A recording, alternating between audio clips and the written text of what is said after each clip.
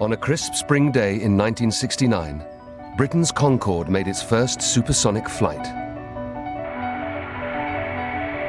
Concorde 002 is clear takeoff, and good luck, gentlemen. Fingers crossed.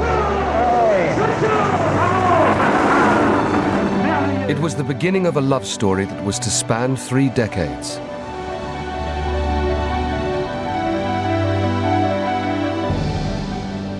It was the best hours and the best years of my life.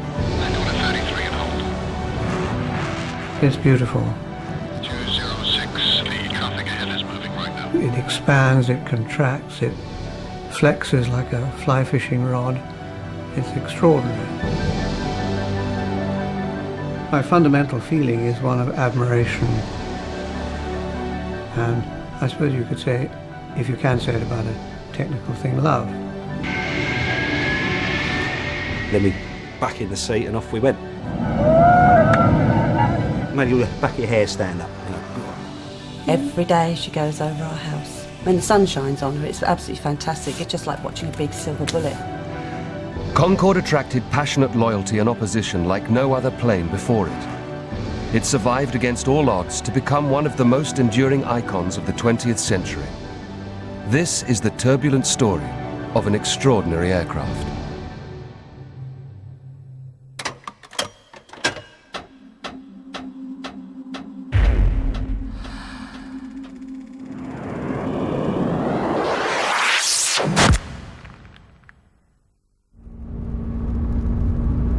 For 30 years, we have made people dream. And we dream ourselves.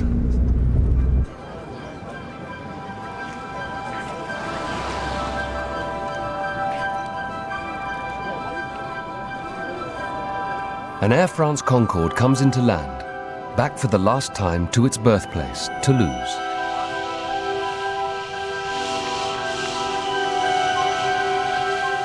Thousands of people turn out to welcome it home, to mark the end of its 27-year life in service.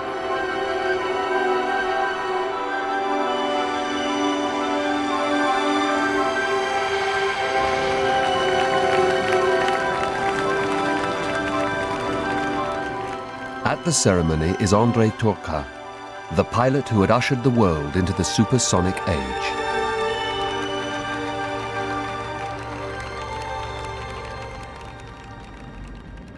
Concorde's life began in 1959 at the Royal Aircraft Establishment in Farnborough, where Murray & Morgan headed the ambitious Concorde design project. It's rather a lovely shape. You really feel if God meant aeroplanes to fly, he meant them to be this shape. If it flies, well, flying in it will be like putting Granny in a missile. If it fails, we'll be left with a great big white elephant with its feet stuck firmly on both sides of the English Channel. It was an era where the argument was speed sells seats. So it was naturally thought that the next generation would be a supersonic airliner. Across the Channel, the French were also investing heavily in the race to build a supersonic airliner. We felt it was much better to unite our effort in order to spare money, time, and to promote some sort of cooperation which could be the beginning of a much wider one. By 1962, the cost estimates had already soared from 70 to 150 million pounds, and so Britain and France put aside their old rivalries and signed an international treaty to build a plane to conquer the world. The plane would be called Concorde. Across the Atlantic, the airline giant Pan Am immediately ordered 6 Concordes. But when the new Labour government, under Harold Wilson, took power in 1964, costs had doubled yet again to nearly £300 million.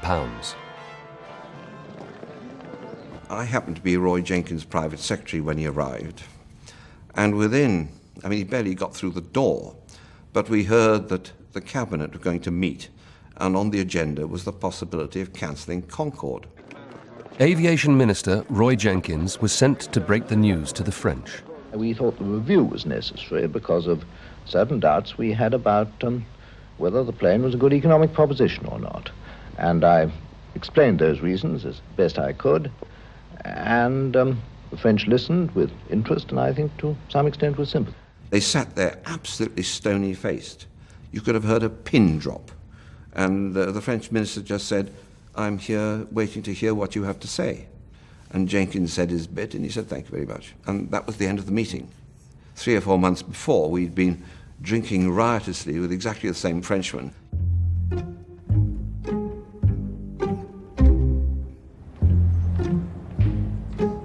Immediately, the French switched off all diplomatic relations whatsoever. Just total blank wall. We got Roy Jenkins to meet their minister at Bretigny. Very secret. Even the pilot who flew the aeroplane didn't know where he was going until 20 minutes before he took off. We got there, you'd have thought we were Richard Burton and Elizabeth Taylor. There was an absolute sea of photographers. Everybody said, "After you, Chris." By then, the government had actually come to the position that we really can't risk running a continuous war with the French. This was to be the first of many tests of the relationship. The French stood firm. The British backed down. The minister who'd been responsible for the contract, Julian Amery, knew these projects get cancelled. So they had drawn up with the French a contract which, if either side wanted to cancel, gave the other party the right to claim damages. The cost of cancelling was always bigger than the cost of going on. Whether it actually was, of course, no one ever knew, because nobody could face either the financial cost or the ignominy of cancellation. 5, 4, 3, 2, 1. Despite the escalating costs, the two sides decided to resolve their differences and carry on. The next challenge, to overcome the language barrier. Alors, où est-ce qu'il travaille en ce moment? Il travaille dans les ateliers. People just learn to work together from the inch to the centimeter and from the red wine to the 5 o'clock tea. The aim, to fly passengers at more than twice the speed of sound. A joint workforce that would eventually reach 200,000 began to push the frontiers of design. Of all the unique parts of this aeroplane, this is arguably the most unique. The air intakes take the air going at twice the speed of sound, 1,350 miles an hour, and over the space of 10 or 15 feet, slow it down by 1,000 miles an hour. Concorde air intakes are still leading-edge technology. It is the world's most efficient jet engine. Technology-wise, it's still the envy of designers all over the world, even now. 30 years on, Concorde's original designers know their work remains state-of-the-art. This aeroplane had fly-by-wire and digital systems years before most of it ever came out. Fly-by-wire engine control. Everything's electronic. There's very little on the aeroplane that isn't electronic. Even the brakes are electronically controlled. Modern aeroplanes are starting to use the same brakes that Concorde has used for 30 years. Already recognizably an aeroplane. Concorde was to be the most tested plane of all time, conceived to withstand every potential hazard. The size of the window has been determined by the caliber of the Colt 45. The plane was designed to survive a window being shot out at 50,000 feet. And at Farnborough, in a specimen cabin built into an oven, 10 men are sitting in for the businessmen of the 70s. The flight deck forms part of the nose fuselage structure. My father was head of flight deck development. I think of my granddad when I see it. It just like flies with my granddad's spirit. The pilot's seat, the original estimate was £6 million. It actually cost £80 million, 80.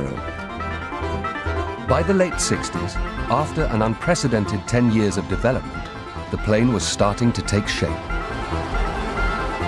The part which you see is the part the air molecules go round, and that's aerodynamics. I designed the leading edge here. I designed the wingtip for the production aircraft. It's that shape because that was the one that came out to be best. It's not because it was beautiful. The beauty is a byproduct, it's not a target. You have to accept the consequence, the law of physics. I think we are here in the best position to see the shape of the aircraft and to admire it. I keep admiring it for 30 years. To have stood the test of time this long and still be ahead of the field, oh, you've got to say that's being British. The final cost of the finished plane would eventually reach a staggering £1.4 billion, over 10 times the original estimate. The world's first sight of a supersonic airliner. 001, the first prototype of the Anglo-French Concorde, being rolled out at Toulouse. Finally, 3 years behind schedule, and having overcome technical, political and financial problems, Concorde was unveiled to the world's press. Behind this great achievement lie the work of tens of thousands of dedicated scientists, engineers, designers. It was a very, very cold day, very clear. We were parked on a grandstand, and there was a French military band out of the front, and it tootled away for a bit, and then the doors started to open and reveal this absolutely unbelievably beautiful shape.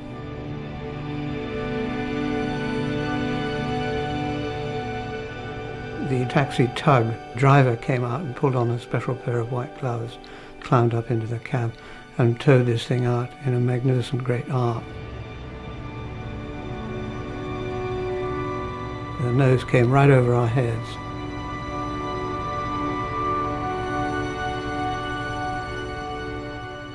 There was no doubting at that stage that any pilot would have wanted to fly Concorde.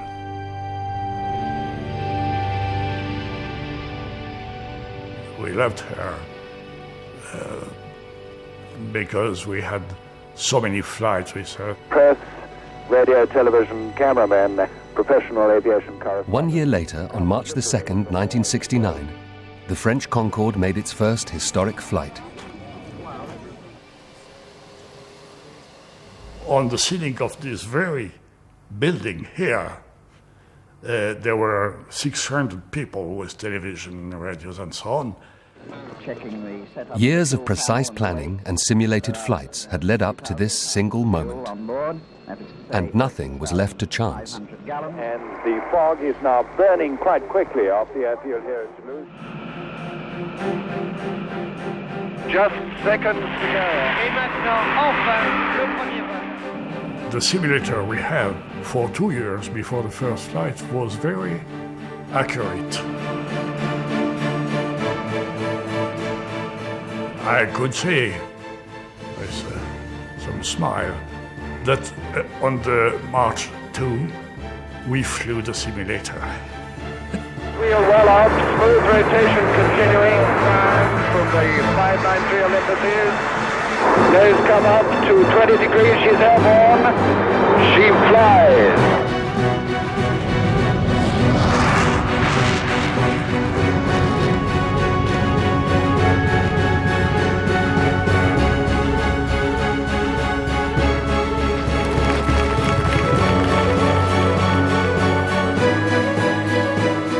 A month later, Britain's Concorde took its maiden flight. Concorde 002 is slow takeoff, and good luck, gentlemen. Fingers crossed. Il roule. Nous croisons les doigts.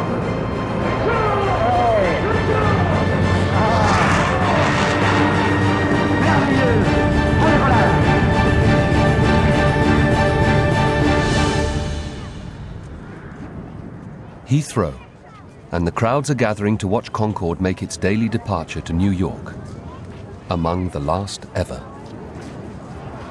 How long have you been coming? Years, many years. About 8 years. You see it approaching and everything. You see all the cars suddenly stop and and double park, treble park, and they don't really care. They just want to see it. Yeah, crowd puller. I just think it's just such a fantastic plane that everybody likes it. There's like loads of people around. As soon as it's gone, that's it, they go. I've got 3 children who are in their mid to late 20s now. When they were tiny, they'd hear a roar in the sky and they'd look up and say, "Oh no, Dad, it's not Concorde, it's just a plane." Is it coming?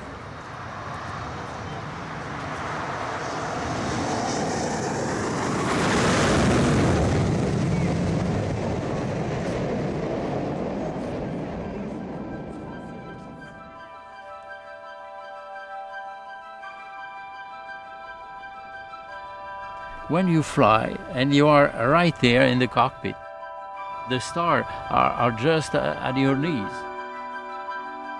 This you cannot forget. And it's a lovely thing to fly. It's very easy to fly. At high speeds, the most impressive, because at Mach 2, when you're feeling as if it's completely still, as if you're frozen in ice, with the curvature of the Earth clearly visible. You can, if you look down at the clouds below, see them turning. If you disengage the autopilot, you can actually fly the aeroplane with 2 fingers, and it's as easy as that. And when you think that you're traveling at 1,300 miles an hour and doing it all with 2 fingers, it's pretty extraordinary.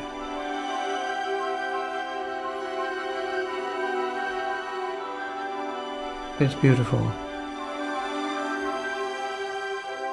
It expands, it contracts, it flexes like a fly fishing rod. It's extraordinary. From its first flight in 1969, Concorde was an object of fascination and desire for the public. The longest memory I will have is watching it go over every day. And still enjoying watching it go over every day. Always wanted to fly on it, always. It makes me feel like standing to attention and saluting. Bliss. Concorde is the only way you can, in human life, be in 2 places at once. An adoring public was never going to be enough. Concorde had to find buyers and to recover its massive development costs. In today's high-pressure world, speed is comfort. Speed is time saved. Speed means business, and Concorde delivers speed. Concorde fulfills the worldwide... By 1972, 16 airlines already had options to buy 74 Concordes, and the government launched a massive international sales tour.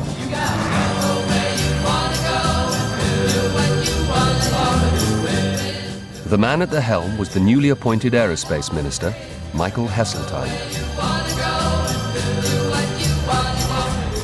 You get a phone call from the Prime Minister saying, "I want you to be Minister of Aerospace," and before you know where you are, you're responsible for Concorde.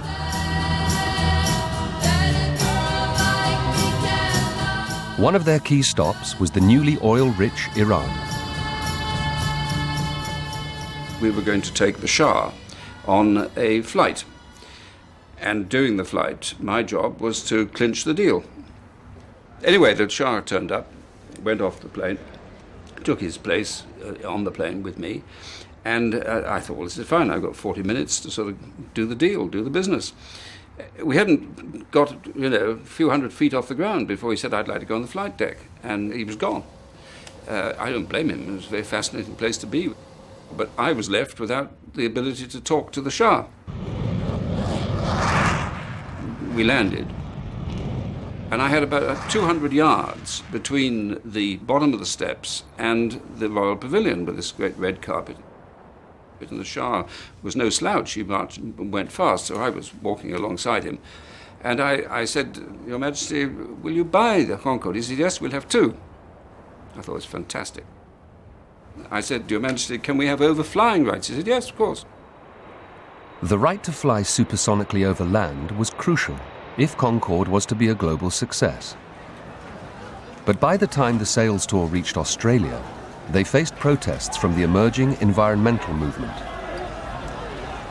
It was the early stirrings of worse to come. Concorde's speed was to be its undoing.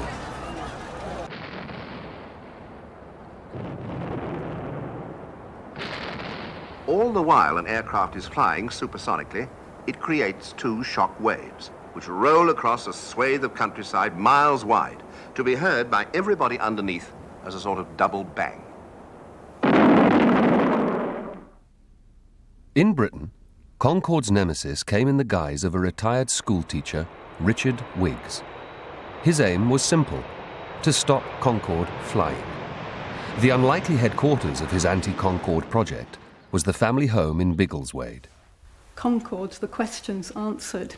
No one connected with the Concorde has ever proposed that Concorde should be free to fly around inflicting sonic booms over populous areas of land, which is just a downright lie, because that's precisely what they were suggesting. The government ignored the Whigs' family campaign at its peril. So the very early material he made on this duplicating machine, it was electric, but often we were doing the hand cranking just because we enjoyed it, because it is kind of fun. Wiggs pioneered the buying of newspaper space to publicise his campaign and galvanise media attention. We each had one of these in different colours. Well, that, of course, was when it was referred to as a sonic bang, and then all of a sudden it was the sonic boom. Did your father like them? We did. Yeah. As you can see by the fact that this is so well worn. Yeah. With a projected fleet of 250 planes, Concorde was expected to secure routes around the globe. By the time the sales tour got to India, they found the anti-Concorde message had got there first. I had a very uncomfortable morning in Delhi in front of the Secretary for Transportation, attempting to explain why it was perfectly sensible to overfly 6 million Indians supersonically and wake them up in the middle of the night. But we didn't do the same thing to Europeans. Interesting, he said, is this because there is some biological difference, in your view, between Indians and Europeans, or what? In 1973, things were starting to go wrong, and Concorde was about to suffer another blow. Chris Drake, I think, in fact, is in the Pan Am building in New York. Chris, what have Pan Am announced? Well, I'm afraid it's very bad news. A few minutes ago, they gave me a brief statement which reads as follows. Pan Am will not exercise its options to purchase 7 Concordes. Pan Am's decision did not come as a total surprise. Concorde had reached the market 3 years later than expected. Ahead of it, a new plane was revolutionizing the travel industry.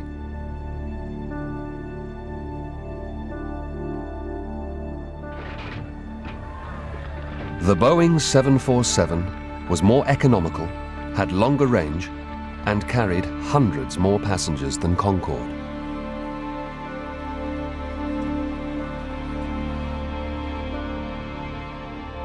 From talking about 400 planes, they then started talking about 200. Then maybe there'll be 50, and then in reality, what, there were 9 or 10. Without a single sale, there remained one last hope: Britain's national airline. I actually was responsible for selling the aircraft to British Airways. And the negotiating team were led by a very distinguished and very tough merchant banker called Kenneth Keith. I mean, basically, cutting the long story short, we gave it to them. If the British airline was not going to buy Concorde, nobody would buy it. So they had me over a barrel. And just to rub the whole thing in, I was a Minister of State, which is a second-tier minister in the Department of Trade and Industry, and the Secretary of State was John Davis.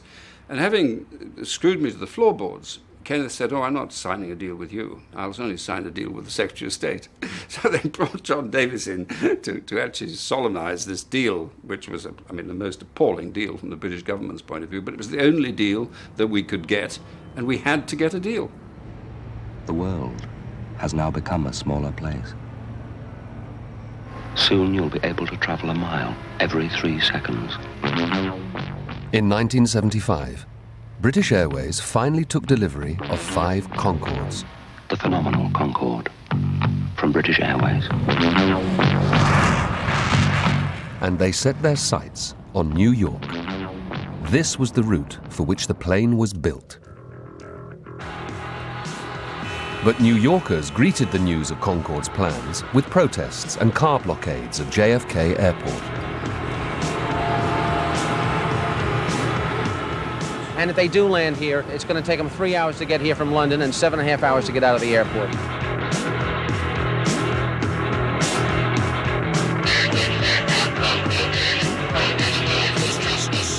The US government, just in order to nobble Concorde, they refused it landing rights in the States for at least 2 years. I just wrote the song about that, really. The decision to grant Concorde landing rights went to the very highest levels of government. President Ford's transportation secretary held Concorde's future in his hands. People that lived around the airport were writing me. I'd get a lot of telephone calls. And for a long time, I felt that this was a serious problem, and probably you should deny the right for the landing.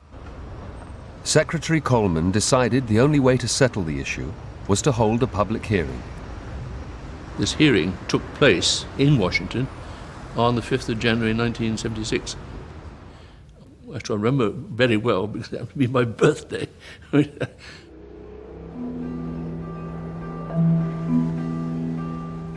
The proponents of the program had an hour and a half, all told, to present all aspects of the case.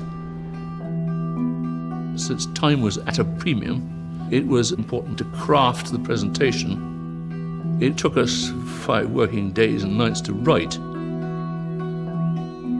People felt that I was being slightly arrogant by telling public officials of a foreign government they better appear before me. I don't think it's ever been done before. It was terribly important to have a positive response. If we'd not been able to get into New York, that would have been it. And so, a week before the hearing, an extraordinary rehearsal was held in the British Embassy. The rehearsal was intended to be a severe cross-examination.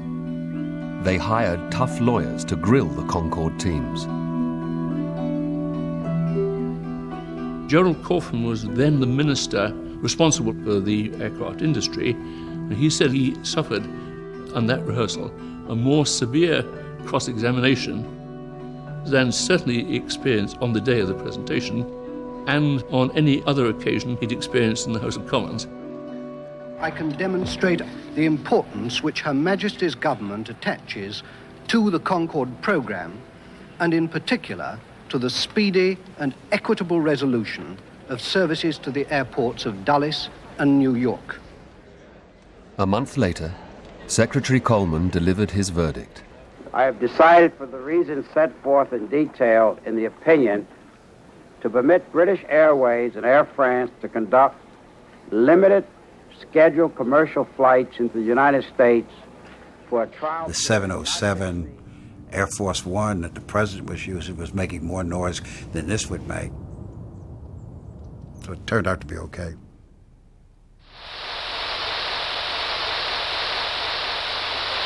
miles height, we're travelling at 10% faster than a rifle bullet, and we're 2/3 of the way into what must be one of the most important flights that Concorde's ever made. In November 1977, 15 years after the signing of the treaty, Concorde had finally triumphed against all the odds.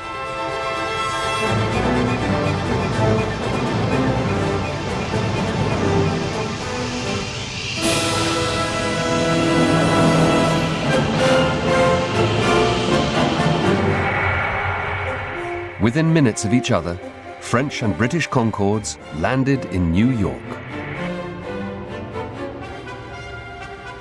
The rich and famous fell in love with Concorde and lined up to get on board. Mrs. Thatcher went supersonic for the first time as she chartered Concorde to Vancouver. And it soon became synonymous with glamour and the high life. I think there are 4 kinds of service. You've got the one which is used to on ships be known as steerage. I think it's economy on aircraft. Then you've got business. And then you have first class. And then you have class.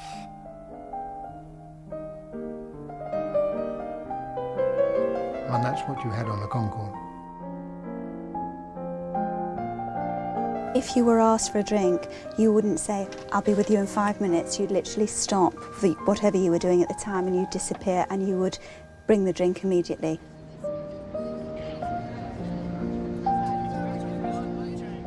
I remember practising at home with a pile of napkins at home to pick it up with your little finger and thumb and then place it down in one swoop.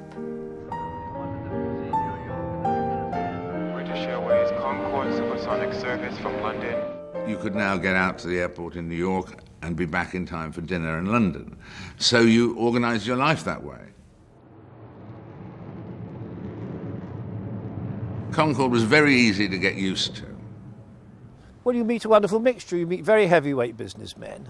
You meet a lot of movie stars and rock stars and cup of tea at the airport with Mick Jagger or whatever, you know. After I started flying it, I really flew nothing else. And it does have a sort of club atmosphere, which is unusual. That has its disadvantages too, because I like to work on the plane. And given the proximity to other passengers, and if you're somewhat familiar as a face to them, they feel that they'll never have a similar opportunity to talk to you. And so it is not did not prove as easy to get privacy on the Concorde. I have actually flown New York to London on Concorde, yeah.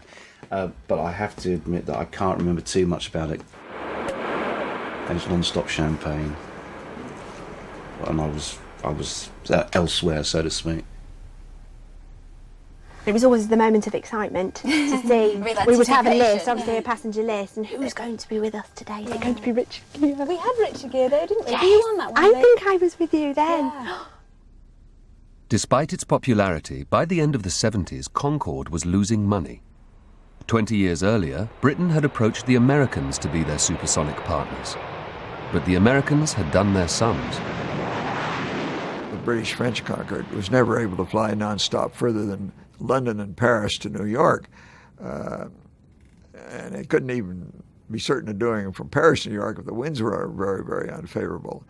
I just took a blank sheet of paper and proved to myself there was absolutely no commercial prospect for that. Robert McNamara was not convinced by the supersonic dream, but President Kennedy decided to launch an American competitor to Concorde and put McNamara in charge. We are talking about a plane in the end of the 60s that will move ahead at a speed faster than Mach 2 to all corners of the globe. By God, I didn't think the low-income taxpayers of the U.S. should subsidize the jet set. Good afternoon, gentlemen. The Boeing Company takes great pride in presenting to you the United States Supersonic Transport. In fact, the American project never got past giant wooden models, as costs spiraled out of control. I figured out a way to kill the project on what I would consider a rational, responsible basis.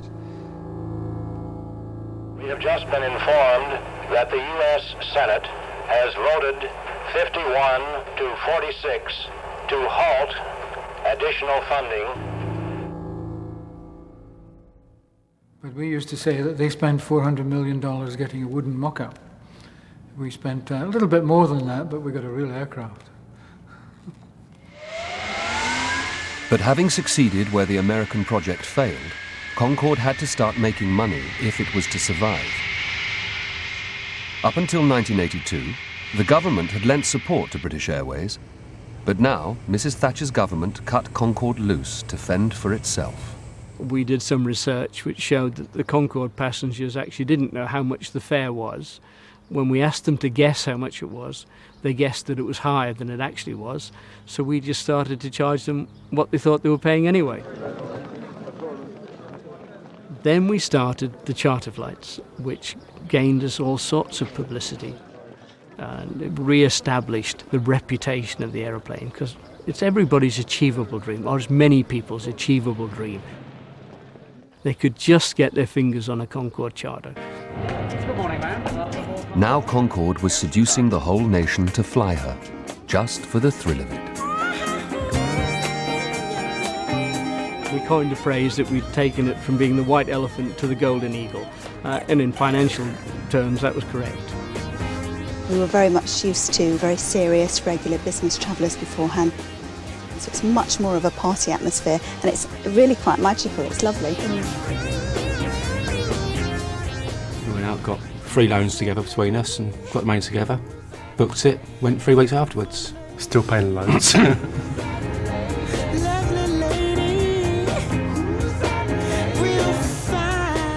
I couldn't sleep the night before. I was just so excited.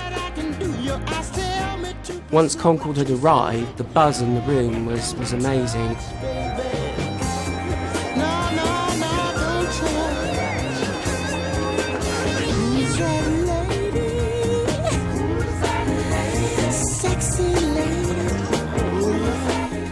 Today we're celebrating our 20th wedding anniversary, and to celebrate we're taking this fabulous flight on the Concorde. It's history, and so is the 20th anniversary. Just waiting for it to take off. Your heart was thumping. You think, it can't come any sooner. The captain came over the tunnel. I said, OK, ladies and gentlemen, it's white knuckle time. Then we back in the seat and off we went.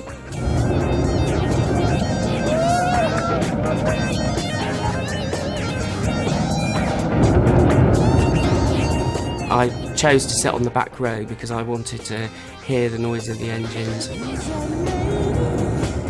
Made your back of your hair stand up. Power and, noise.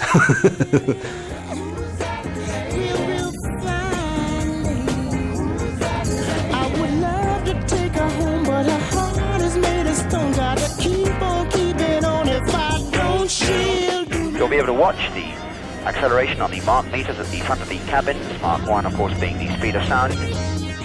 I always wait till we hit Mach 2 and then you can almost pull the curtain aside just to see if anybody has proposed. That's the point that it normally happens.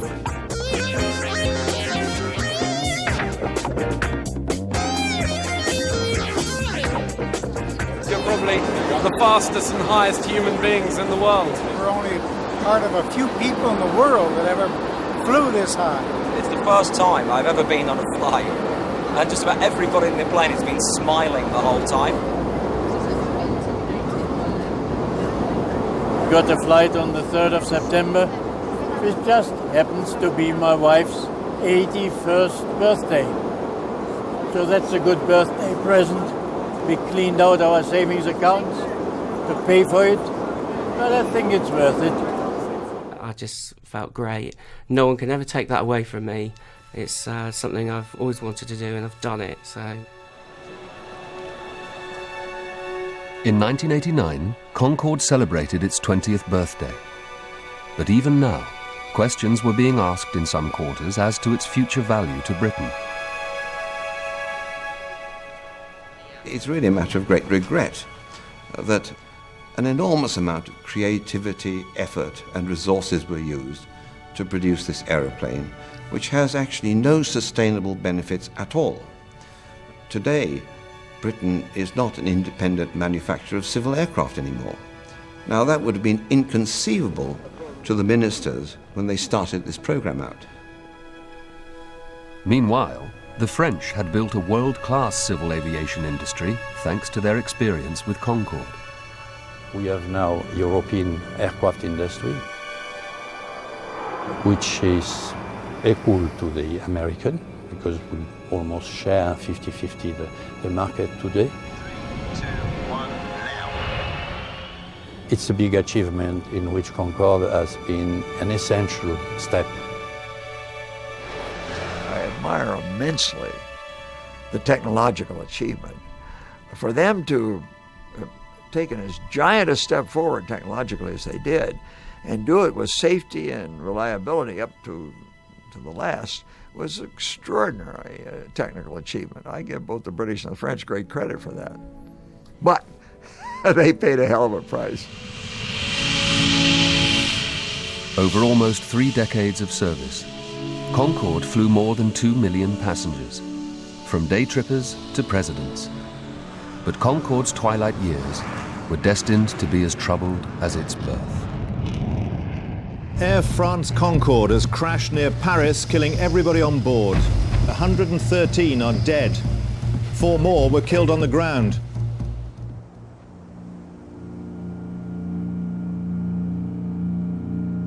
My wife said, "You'd better come in and look at this," because the French television was showing it going down the runway, flaming. I saw it on the television, and the first thing I did was phone Peter, and Peter said, "Well, yes, I'm watching it as well." I thought, my goodness me, you know, he's got to get rid of his fuel quick and re-land. But unfortunately, they didn't have the time to do anything.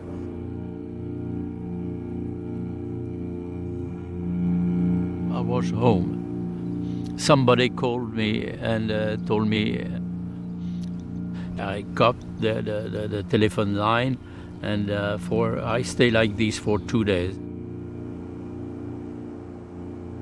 It's the sort of thing we thought I thought couldn't possibly happen, not to Concorde. The Air France Concorde ran over a piece of metal on the runway. A tyre burst, hitting the wing and causing a fuel leak, which caught fire. 90 seconds after takeoff, it crashed.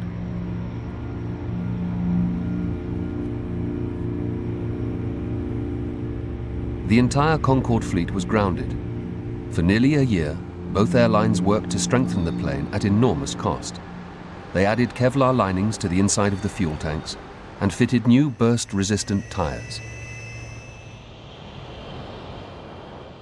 When it was ready to return to service in 2001, British Airways flew a rehearsal with 100 of its own staff, halfway across the Atlantic and back.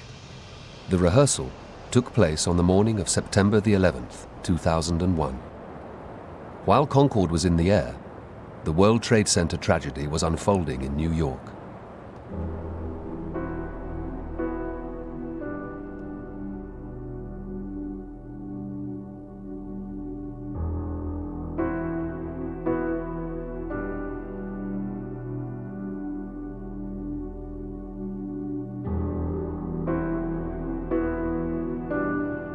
It was 2 months after 9/11 before Concorde could return to New York. Into regular operation this morning, lifting off from Heathrow, bound for New York. I know the first night she flew overhead after they'd been grounded all that time, I think the whole of our street was outside, saying, "Concorde, Concorde, quick, quick." I felt very strongly that Concorde deserved another go, and I quite deliberately went on the first flight after the tragedy. It was an amazing occasion because it shows the power of Concorde, that Rudy Giuliani was out there to welcome each and every passenger. More than 20 years after New Yorkers fought to keep Concorde out, now their mayor welcomed her with open arms. Very special favor for me while you're here. Spend a lot of money. New York recovered, but Concorde never did. 9/11 had a tremendous effect. In particular, Concorde was affected because many of the regular travellers were very sadly and tragically killed in 9/11.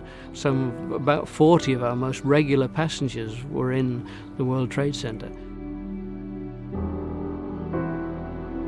Not only that, they were the boss, they were the presidents or chairman of the companies who sent their other executives on Concorde as well. So the authority to travel Concorde was also hit.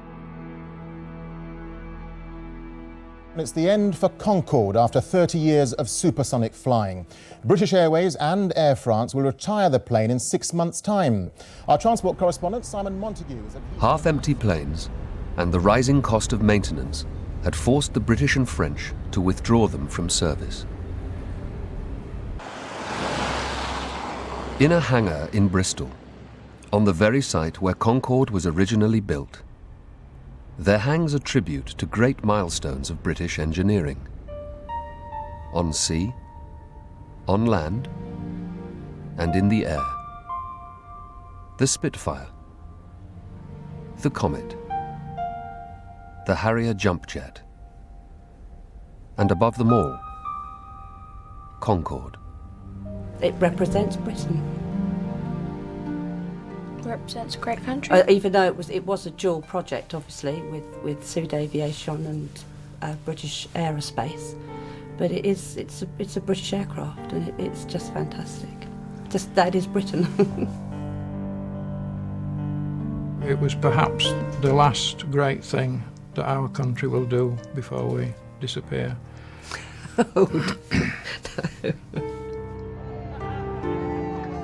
When it was started, the makers had hoped to sell hundreds of Concordes. But in the end, only 16 were built. And now, their retirement homes will be museums around the world. Can I show you something very interesting? You see on the doors, there's the traces left of the British Airways Speedbird. The one down the bottom is Iran Air. Do you recognize it? It was Sabina was one of them, and Air France. Pan Am was on there as well.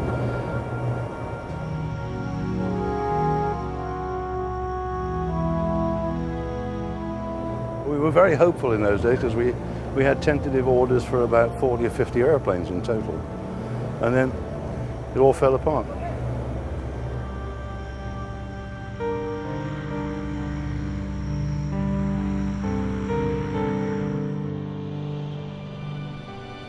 Concorde was born from a marriage of political ambition and scientific dreams. But while Concorde's flying days are at an end, the love affair is not over.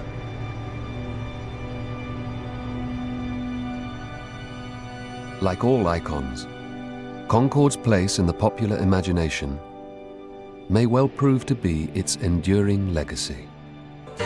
Stop me now. Don't stop me, 'cause I'm having a good time, having a good time. A shooting star leaping through the sky. What do you want to buy? Design in Limoges, Scotch.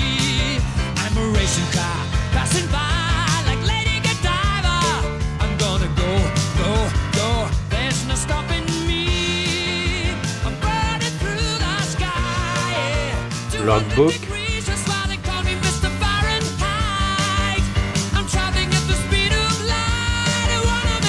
Sonic man out of you. Don't stop me now. I'm having such a good time. I'm having a ball. Don't stop me now. If you wanna have a good time, just give me a call. Don't stop me now. I'm having a good time. Don't stop me yes, now. I'm having a good time. I don't wanna stop at all. Yeah. I'm a rocket ship on my way to Mars on a collision course. Satellite, I'm out of control.